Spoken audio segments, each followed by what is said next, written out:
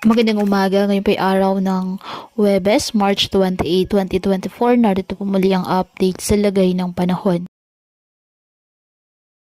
Ayon sa Pag-asa, easterlies o mainit na hangin na nagmumula sa dagat Pasipiko ang nakakaapekto sa eastern section ng ating bansa, habang mga localized thunderstorms sa nalalaping bahagi pa ng ating bansa.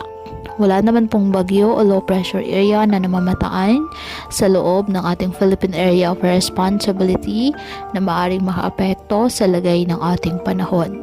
Ngayong araw, dahil po sa easterlies, asahan ang maulap na kalangitan na may kalat-kalat na pag-ulan at thunderstorms sa Ilocos Region, Cordillera Administrative Region, Cagayan Valley at Aurora. Ang nalalabing bahagi ng bansa kasama na ang Metro Manila, bahagyang maulap hanggang sa maulap na kalangitan with isolated rain showers or thunderstorms dahil po sa easterlies at ng mga localized thunderstorms. Kaya patuloy pa rin po natin na pinag-iingat ang ating mga kababayan sa banta pa rin po ng mga pagbaha o pagguho ng lupa, lalo na kapag may malalakas na mga pag-ulan na pwedeng dulot ng mga thunderstorms.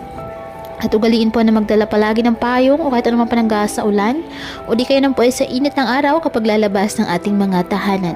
At yan po muna ang update sa lagay ng panahon ngayong araw. Muli patuloy po tayo na mag-ingat at palaging tandaan, God loves you. Stay safe and